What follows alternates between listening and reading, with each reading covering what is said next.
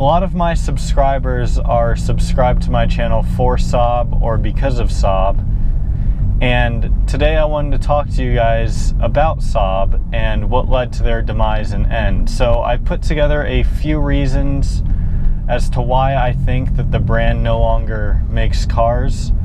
Now obviously we have Nevs, who is working on an electric version of the 9.3 that'll be sold in Sweden and China, but that's not going to be under the Saab name, unfortunately. But anyways, besides that, I want to talk about what led to their demise and a few reasons as to why they don't make cars anymore. So let's go ahead and get started. So, as some of you might already know, Saab originally started making airplanes a long time ago, and after World War II, they decided to branch out and start making cars. And they obviously had no experience making cars before, so their first few cars were a bit rough, to sugarcoat it. They had a lot of issues, they didn't sell very well, but as time moved on, they learned more things, they got smarter, and they made some really great cars in the mid-late 20th century and even past that. But they always had trouble selling cars. So in 1989, they were bought out by GM. GM bought 50% of the company, and then a little bit later they ended up buying the entire company. And under GM, there were a lot of discrepancies. The companies didn't really agree on too many things. And that eventually led to the demise of the company in 2011 when GM decided to shut down the car making part of Saab.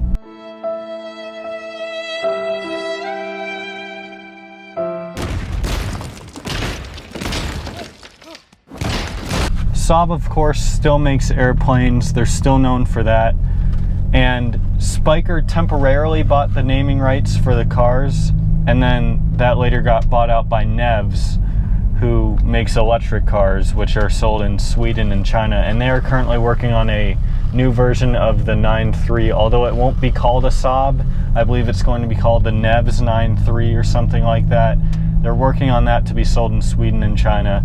So if you guys want me to make a video about Nevs, let me know and I'll do that to explain more. But I just wanted to give that brief background history so now there's some context to what I'm about to talk about. So the first major reason why Saab wasn't able to be successful was because of the price of their cars. And Saabs would usually cost their consumers about the same amount as German luxury cars like Mercedes, Audi, BMW, and stuff like that. But people didn't understand, like, why would I buy a Saab if I could just buy a Mercedes or an Audi or something that's a lot nicer, and I know that it has the pedigree that it'll be good. So one reason why Saabs were so expensive was because of their operating costs and their inability to be super efficient. At their peak, Saab was making about 150,000 cars a year, which, to put that into perspective, that's almost 10 times less than companies such as Audi and Mercedes in a year. So when you're making less cars, you're going to have less profit, or you're going to have to sell them for more in order to make money. So that's part of the reason why the price was a bit higher. So another reason why Saabs were so expensive was because of the safety of the car. And what I mean by that is Saabs were some of the safest cars on the road. They were built extremely tough, and the Saab engineers would always make sure that their cars could survive just about anything before they put them on the road. And I remember reading an article once that said something along the lines of, no one ever knew why Saabs were so expensive until they crashed one, because they were so safe. So another reason why Saabs were so expensive was because of the lack of appreciation of the car and the lack of appeal to the car. So many people misunderstood Saab and why they were so expensive. People didn't really get the point of Saab when you could just buy something that was similarly priced that they thought was better. So people didn't really see a point in buying a Saab unless they knew the truth behind it and why they were so special. Those of you out there who own a Saab know what I'm talking about, and those who have driven a Saab know what I'm talking about, but they're just different, and unfortunately a lot of people saw that as a negative.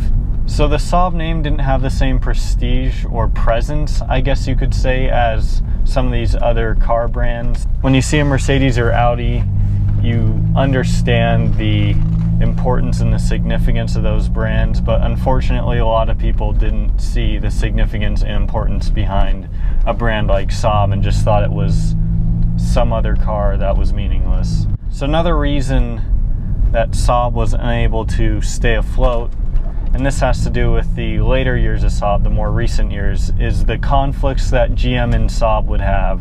So as I touched on earlier, GM and Saab didn't always see eye to eye. GM wanted Saabs to be exactly like their other cars, just with different body panels. And Saab said, that's stupid, we're not going to be just like all your other cars. So they ended up changing much more than just the body panels and would change the engine, a lot of the technology and other parts in the car. And changing more components of the cars cost GM and Saab a lot more money, as time and research had to go into development of these new parts. So basically what I'm saying is GM wanted Saab to be like everyone else, while Saab just wanted to be different and they wanted to be their own thing. And this lack of communication and teamwork is both sides' fault, so I'm not blaming either company on this.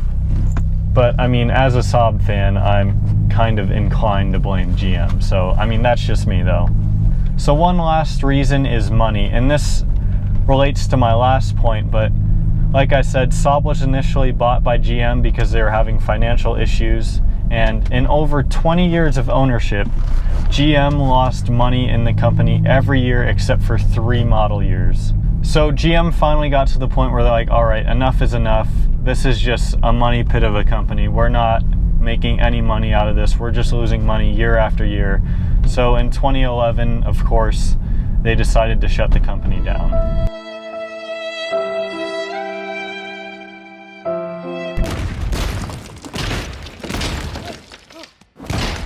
So those are just a few little reasons that I came up with. I was brainstorming. I thought I'd put together a little video for you guys.